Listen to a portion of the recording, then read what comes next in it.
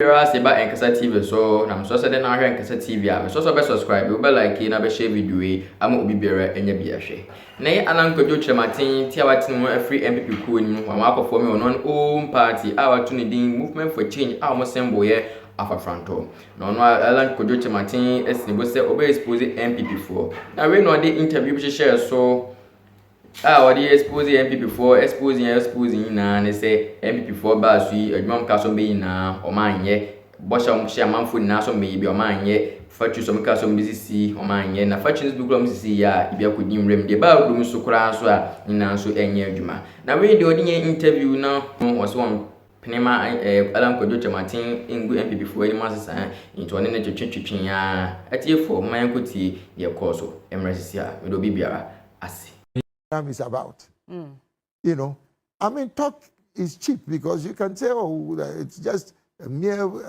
political slogan. But do they even understand what the program was meant for? And have they taken their time to interrogate the success or otherwise of the program? So you find TV3 going to take a picture of one factory somewhere that admittedly may have challenges. You have almost 300 factories that have basically been the outcome of the unprecedented in the history of Ghana. Okay. So you just choose one factory where you may have challenges with operations, and then that becomes the verdict on the whole program. So it wasn't one factory. It was a number of factories. The Fourth Estate put out a statement. They had visited some of these factories. How many? They had visited quite a number of them. No, you see, let's get, you see, when you say quite a number and you're unable specifically... Let me just mention. Yes. Okay, and I'll list them for you. Okay. And this report was put out on 31st of March, 2023. So this was just a few months ago. Yeah. They visited the Western North region, a Kontomba rice processing, which had grown weeds. There was really nothing happening there. And then Bia West, I mean, they talked about that. Central region, they also went to this factory. So the factory was supposed to process orange-fleshed potatoes into biscuits. This was Casa de Ropa factory. Yeah. That also wasn't working. Then you go on to another one, which is the Comenda Sugar Factory, which up until now, we're told that by April... So how many? No, I'm coming. I'm still listing them. But, I'm still listing them. Let's say there are quite a number of them. No, if you go to the Ashanti region, Samoa and Yamua farms is one of them. Let's say you have 80 of them. You have 80 of them. Why is TV3 not talking about the positive ones? Why are they? You see, I think that media houses, you have a role to play in development. Obviously, I mean, if things are not going well, it is part of your responsibility to bring this up. Okay. But you need a balance in your reportage. So you go and then you look at, let's say, one of the factories that, yes.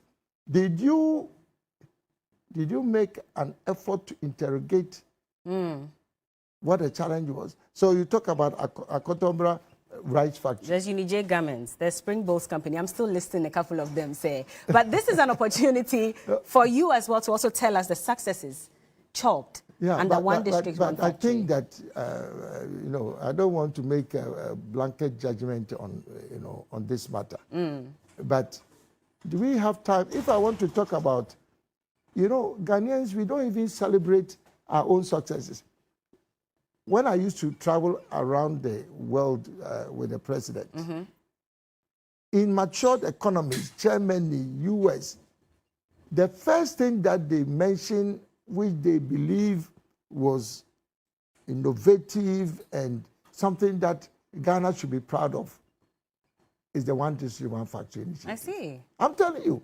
Okay. This you're talking about the most powerful economies in the world.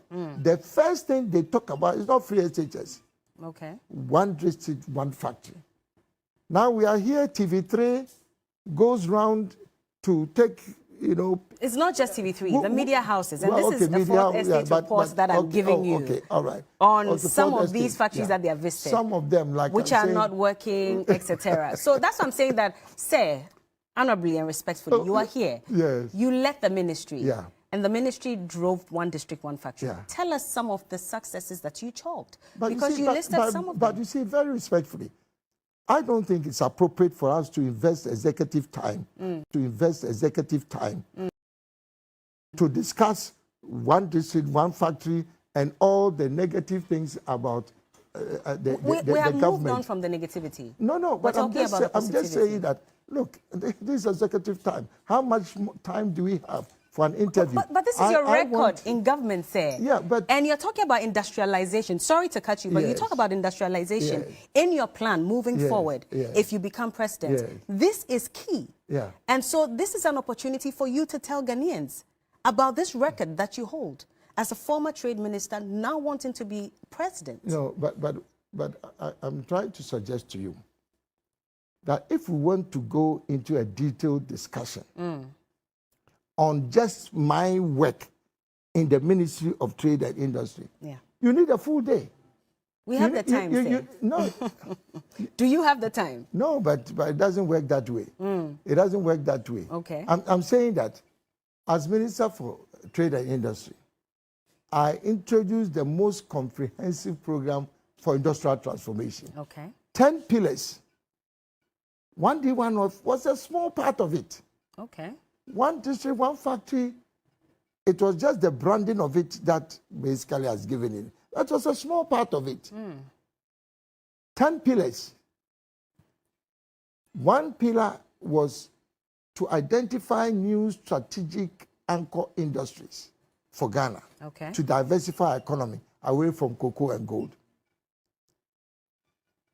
Vehicle assembly, oil and gas, bauxite and aluminium, iron and steel, industrial starch, 10 new strategic anchor industries that we've introduced to diversify our economy. I mean, if we want to have a discussion on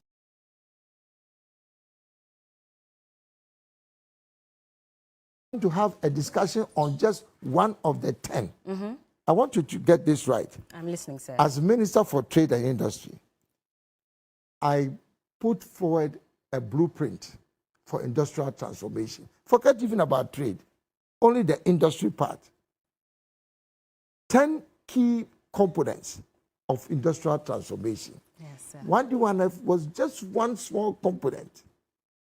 Another component was establishing new strategic anchor industries to diversify the economy. That particular component had 10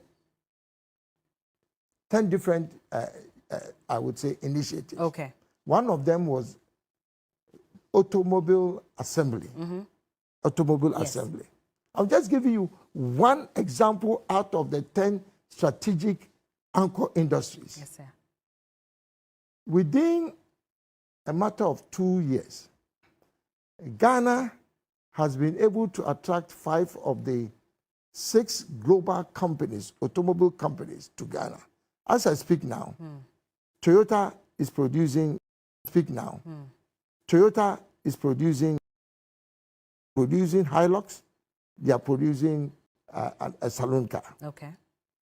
Volkswagen is here. Peugeot is here. Nissan is here. Kia is here. Hyundai is here. Hyundai is producing 5 different models. Kia is producing 5 different models. Volkswagen is producing 5 different models, all within a matter of 2.5 years. Could this happen by chance? So how affordable? I can say, how much money do you have to pay? But I need to work as a young person, and if I don't have a job, and you talk about all these factories